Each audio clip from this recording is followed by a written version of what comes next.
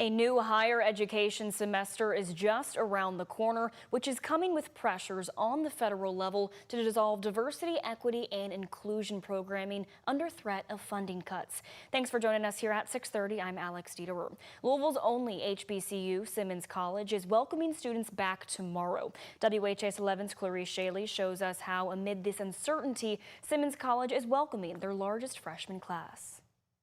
I'm trying to learn more about emotions and people personalities and how to interact with people that are different. A future sociology major at Simmons College of Kentucky, Kenyon Martin is excited for the beginning of his freshman year on Monday. Martin is one of 210 new first-year students at Louisville's only HBCU. That's a record-setting number for the historic school. Louisville's HBCU is percentage-wise one of the fastest growing HBCUs in the country right now, and it is really exciting. The fully renovated student housing of Pittman Hall is housing that growth, with the school's first on-campus housing. The college has reduced tuition and expanded student services, including new fully online academic programs. A forward momentum for the HBCU amid federal pressures. The Trump administration pushing for the dissolve of DEI programming. If universities don't comply, funding is slashed, yet student enrollment is up. I think it's a security move. I think they feel more safe and secure at an HBCU, and specifically, more particularly, a private HBCU, because we don't have the restrictions and limitations on the support that we can provide. The college is continuing to move forward and provide the same experience they always have to students, navigating through investments from major donors. Pittman Hall, renovated without federal support. I never allow what has been going on to stop me from doing what I want to do, even though I know there's going to be a lot of hard times where I'm going to struggle with things. A new Falcon joining his college for a new school year and a changing future. Clarice Shaley, WHAS 11 on your side. Public universities are required by Kentucky law now to dissolve diversity, equity, and inclusion programs. The deadline to complete those changes was the end of June. And here in Louisville, students at U of L will enter the school year August 18th with those changes in place. Parents nationwide are preparing to send their kids back to school, and with that comes shopping for school supplies. But some worry that President Donald Trump's tariffs will impact their back-to-school budget. According to the National Retail Federation, about 67% of back-to-school shoppers have started making purchases, concerned that President Trump's tariffs may send the prices for back-to-school items up even more. However, some retailers are trying to help ease the cost this year. For example, Target is keeping prices for basic supplies the same as it was last year and offering discounts to teachers and college students. Well, now we want to take you to Western Kentucky to the 145th Fancy Farm political picnic. It was their big chance to woo Western Kentucky voters, but did one candidate's message fall flat? Fancy Farm featured longtime Senator Mitch McConnell and the three Republicans looking to replace him. Isaiah Kim Martinez and senior photojournalist Alyssa Newton were in Western Kentucky for the last 2 days, covering every speech and the immediate reaction, everything from the jokes to the cheers and even the loud boos. I'm gonna trash Mitch McConnell's legacy.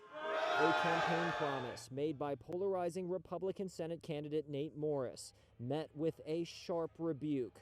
Of the three candidates, he was the most thoroughly booed at the famed Fancy Farm picnic. Who here can honestly tell me that it's a good thing to have a senior citizen who freezes on national television during his press conferences as our U.S. Senator? It seems to me, maybe, just maybe, Mitch's time to leave the Senate was a long time ago. Morris rolled in a garbage truck, a nod to his former career, with the words DC Swamp Cleanup Services plastered on it. We gonna take out the trash? Well, it was almost poetic that Nate Morris was the last of the three GOP Senate candidates to speak in front of the West Kentucky crowd.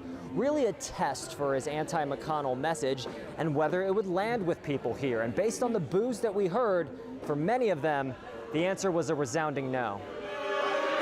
Fancy Farm is Trump country, but many folks there also have deep respect for the 83-year-old Mitch McConnell, who, despite his declining health, appeared and spoke in his 30th Fancy Farm picnic. I can't think of any place I'd rather be on the first Saturday in August than right here. Lexington Congressman Andy Barr also running to fill McConnell's seat, drawing this line for the man he's called his mentor, adopting a tone appreciated by West Kentuckians. Kentuckians at their core are good people, and they're ready for a change, but they're also showing respect. Again, there's nothing inconsistent about that.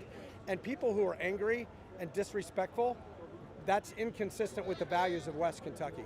Daniel Cameron of Louisville, Kentucky's former Attorney General, is a longtime McConnell protege. At the end of the day, everybody that is on that stage has some relationship to McConnell. The energized Fancy Farm crowd split amongst the GOP Senate campaigns. Cameron's team ripping Morris as fake, pointing to what they call his failures as CEO of his former company. He talks tough about deporting illegals, but the only thing he's ever sent across the border has been his company. And you can't claim to be opposed to woke ideology when you spent 2020 embracing the same protesters that were on my front lawn. Despite Daniel Cameron being called the front runner because of his name recognition, supporters of Andy Barr at times the loudest in the St. Jerome Church Pavilion. I'm sensing a pattern with this guy. Out here in West Kentucky, we have a name for someone who opposed President Trump, supported BLM, and pushed DEI. A Democrat. Each of these three men vying for the Trump endorsement. They're confident they delivered coming out of Fancy Farm. Isaiah Kim Martinez, WHAS 11 on your side. This year's Fancy Farm picnic featured 9 Republicans to just 1 Democrat, John Drew Williams, who's from Western Kentucky and is running for Congress. The lone Democrat in Kentucky's Senate race, State Representative Pam Stevenson of Louisville, declined to attend Fancy Farm. And you can check out Senator Mitch McConnell's and the candidates' full-length Fancy Farm speeches from yesterday. Those are all on our website, WHAS 11 YouTube channel.